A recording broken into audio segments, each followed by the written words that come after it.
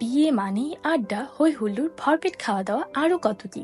তার উপর তা যদি হয় ফ্রেন্ড কাম বড় ভাইয়ের বিয়ে, তাহলে তো কথাই নেই। আজকে আমি প্রায় 37 বছর পর বিয়ে খেতে যাচ্ছি। Just kidding. তো আজকের ভিডিওতে দেখাবো বিয়ের দাওয়াতে কোথায় গেলাম, কেমন মজা করলাম, তার সবকিছু। Hope you guys will love this video. তো আজকে বিয়ের দাওয়া ছিল ময়মনসিংহ, আর তাই আমাকে সকাল 6টায় রেডি হয়ে ঠান্ডায় জমতে জমতে চলে যেতে হলো নাস্তা করার জন্য। নাস্তা করে 1 কাপ চায়ে বেঁচে যাওয়া রুটি ভিজিয়ে খেতে খেতেই আমার গাড়ি চলে আসছে। গাড়িতে উঠে আল্লাহর নাম দিয়ে রওনা দিয়ে দিলাম আমাদের ডেস্টিনেশনের উদ্দেশ্যে। ঢাকা ময়মনসিংহ হাইওয়েতে কুয়াশা ছিল ভীষণ। কুয়াশার চাদর ভেদ করেই আমরা ছুটে চলেছি আমাদের ডেস্টিনেশনে। প্রায় 2 ঘন্টা 50 মিনিট জার্নির পর আমরা পৌঁছে যাই আমার ভেন্যুতে। আজকের ভেন্যু ছিল একটা রিসোর্ট কাম রেস্টুরেন্ট। ভেতরে ঢুকে দেখি এখনো ব্রাইড গ্রুম কেউ ভেন্যুতে আসে নাই, তাই আমি পুরো ভেন্যুটা ঘুরে ঘুরে দেখছিলাম। ছোটবেলা থেকেই বিয়ের দাওয়াত জিনিসটা আমার কাছে একদম অন্যরকম আনন্দের। এই ভেন্যুতে গিয়ে দেখি যে পাশেই আরো একটা বিয়ে হচ্ছিল, তাই ওদের ডেকোরেশনটাও ঘুরে ঘুরে দেখছিলাম আর কয়েকটা রিলস বানিয়ে নিচ্ছি।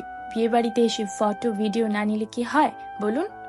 তারপর আমি এখানে রিলস বানাতে বানাতে একটা ফুল নিয়ে নিয়েছিলাম, আবার ফুলটা যেখানে ছিল সেখানেই রেখে দিয়েছি। তারপর আমরা চলে গেলাম বউকে রিসিভ করতে পার্লারে।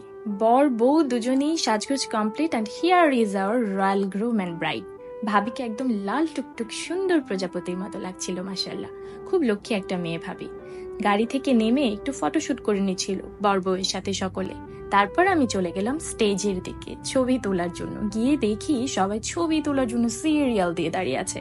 ফটোগ্রাফার সবার এক এক করে ছবি তুলে দিচ্ছিল, আমি আমার সিরিয়ালের জন্য দাঁড়িয়েছিলাম। ছবি তুলে চলে গেলাম খাবারের জায়গায়, কারণ এখানে সবাই অনেক ক্ষুধার্ত ছিল। আমার কাছে বিয়েবাড়ির বেস্ট পার্ট হচ্ছে খাওয়া দাওয়া।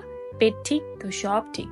আমাদের মেনুতে ছিল চিকেন রোস্ট, কাবাব, মিক্সড সবজি, রাইস। আর রাইস আসতে অনেকক্ষণ লেট হচ্ছিল, তাই আমরা সবাই মিলে আগেই খাওয়া শুরু করে দিয়েছি। অর্ধেক কাবাব খাওয়া শেষ, রোস্ট খাওয়া শেষ। তারপর বর এসে দেখে গেল সবকিছু ঠিকঠাক আছে কিনা, সবাই খাচ্ছে কিনা। এরপর রাইস চলে আসছে, তারপর আমি মজা করে খাওয়া আরম্ভ করে দিয়েছি। এরপর চলে এসেছে গরুর মাংস, খাসির মাংস আর চাটনি।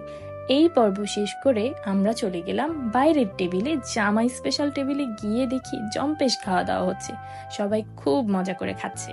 তারপর আবার খাওয়া দাওয়ার পর্ব শেষ করে আমি চলে গেলাম বাইরে ভিডিও করার জন্য, কারণ আমি অনেক ছবি তুলতে পছন্দ করি, ভিডিও করতে অনেক বেশি পছন্দ করি। I love my self and I am obsessed with my self. তারপর বাইরে গিয়ে দেখি একটা ছোট্ট বাবু আমাকে ইশারা দিচ্ছে যে আসো আসো, আমাকে কোলে নাও, আমাকে কোলে নাও। আমি কিন্তু ওকে চিনি না, ও আমাকে চিনে না। আমি ওর কাছে গিয়ে ডাকতেই ও এক লাফে আমার কোলে চলে আসে।